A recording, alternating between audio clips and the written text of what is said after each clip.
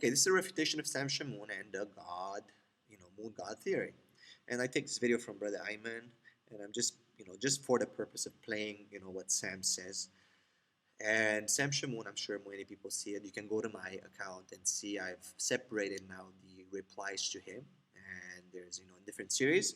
And we will take every single video, inshallah, by the will of Allah, and show and talk and discuss about what he says and refute some of his accusations. He thinks he preaches the gospel to people.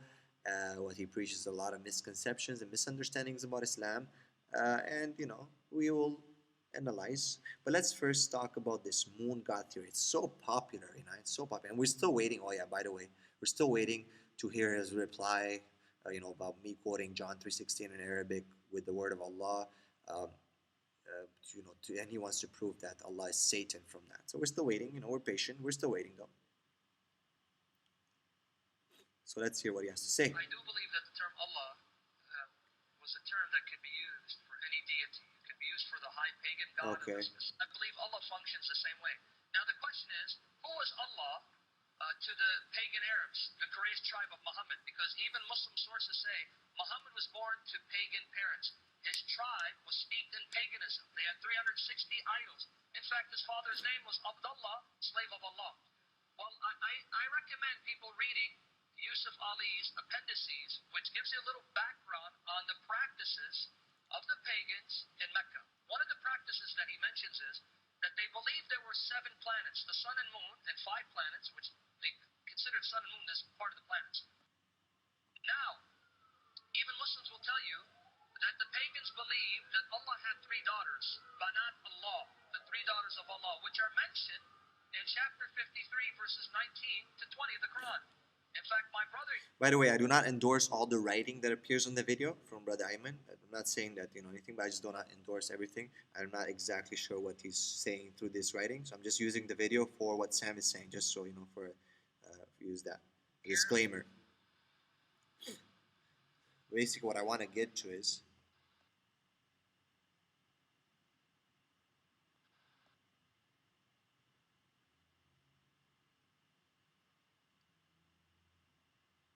Okay. Goddesses, and then later changed. So basically, what Sam is saying and going into is basically he's trying to show somehow that there is some kind of paganism involved in Islam. Okay, this is his main argument, and he's trying to use proof from the and I'm not saying in some of the books, the historical books of Islam, you will find these descriptions about what the Quraysh believed, the pagan Quraysh, where Muhammad comes from, peace be upon him, what family. Yes, he came from the Quraysh tribe. A lot of them were pagan. The question is that people, and it's a very simple question.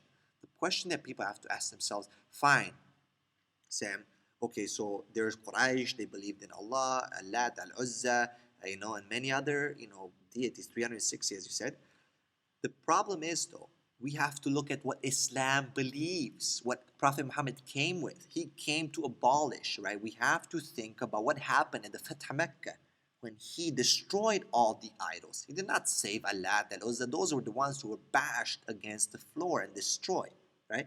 So we have to people have to use their brains, right? Because sometimes I feel that Sam thinks that people, and especially, I'm sure both Muslims and non-Muslims, especially Christians, Sam just thinks that these people will just, you Christians are just gonna swallow what he thinks. You will never pick up a Quran and read it. And yes, I am using here some, some techniques here to make you read the Quran, because that's what you have to do to be able to understand what Muslims believe. You have to read the Quran. So Sam's trying to think, really, is trying to put forth that, you Christians are dumb. You will never search or never, understand or never, you're just gonna believe him.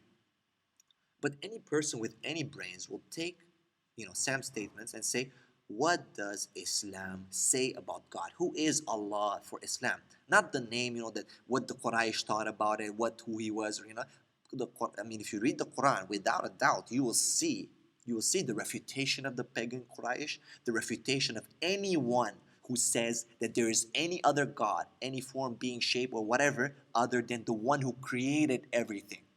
And the one who created everything, the creator. Because people, Christians go into, is he a father, is he a son? The one who created everything, the creator, Al-Khaliq, okay? Al-Khaliq, okay? Who is the creator? Man khalaqa as-samawati wal ard, sayaqulu Allah. They would say it's Allah. Who created the heavens and the earth? They would say it's Allah. So Allah is the creator, Al-Khaliq. One of these names is Al-Khaliq, okay, the creator. So people have to look, go read the Quran and see what is Sam trying to twist here. What do you think you guys are dumb that you cannot see? Okay, yes, Quraysh believed in the different gods. They used to bow to the sun. Many things you cannot. I mean, Omar radiallahu anhu, when he says in Hadith that he used to laugh, that he made a date idol out of dates when he went on a journey because he forgot his idol, right? So then he got hungry. He prayed first to it, and then he got hungry and ate it. I mean, ridiculous, right? He used to laugh at. So many things they used to do. What we need to establish is, what does Islam believe? For that, you need to ask the Muslim. You need to go and read the Quran. Read Surah Ikhlas, Surah 112. What does Islam believe about God? How simple the theology of Islam is when it comes to God. So please, read the Quran. His mind, and I'll defer that to him because he's done a debate on it, and glory to Jesus, it was successful. He demonstrated from the early sources that Muhammad lapsed into idolatry. We will talk about this into one of the next videos, the satanic verses. But Banat Allah, the daughters of Allah, Alat al-Uzza Manat. According to many scholars, Uzza is the name of Venus, the planet Venus. So that these represented planetary deities, and some say that Alat represented Saturn. Now, with that said, think about it. If these were gods and goddesses that had planets representing them, symbolizing them, those who know Arabic, and Brother Joseph can confirm, the word Shams for sun is feminine. Now, this is a patriarchal society, meaning they believe in the male deity as the head god. It's not about, anyway. I don't know, but Sam, it's funny that you bring this up. Deity. Well, We'll see why. Is the female deity, and she's the consort of Qamar, which is. How is she the consort of Qamar, Shams? Can you prove to us, how did you come up with that? How is Shams the consort of Qamar? I need that reference. Hey, I'm not saying. We need that from you, please. Is masculine, the moon. That means the moon is the high god. Therefore, this suggests that the pagans were calling the moon Allah because that was their high god, and believed the moon represented Allah, their god, which explains the fascination. Were calling the moon Allah because that was their high god, and believed the moon represented Allah, their god, which explains the fascination with the moon symbol. Look at this guy. Look at this person. Explains the fascination with the moon symbol. Sam, please provide us with any proof that the fascination of the moon symbol is because the Quraysh used to consider the moon god Allah. Okay? You have to, people, this guy thinks you guys are, have no brains. Establish, what does Islam believe about Allah?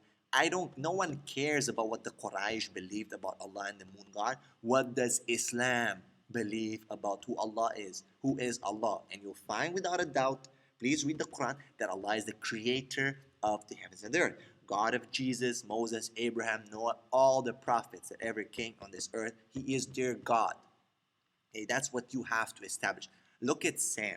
He's saying, this explains the fascination with the moon symbol.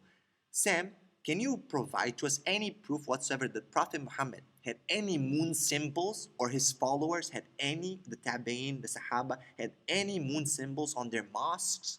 Did they have minarets with moon symbols? Did they have flags with moon symbols? Did Prophet Muhammad have any flags with moon symbols? Can you tell us who was it that brought first the moon symbols?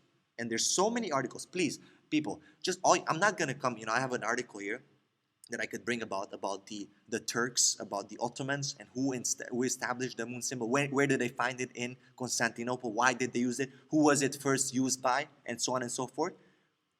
But people can do their own research. Please go on Google and type the moon symbol, okay? And please look at unbiased sites, not Shamoun site or anything. Please look at proper research, okay? Where does this come from, this moon symbol, and so on and so forth? And you will find that Sam is lying so much that he cannot, keep his lies in his mouth.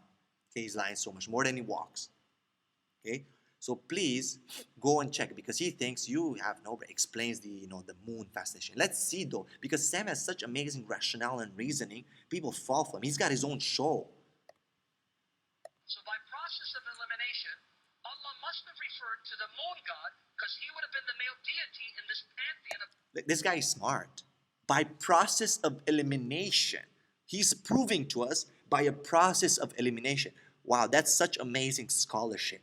He went through process of elimination of proving to us that Allah must have meant this. Watch, let's hear him again. And believed the moon represented Allah, their God, which explains the fascination with the moon symbol.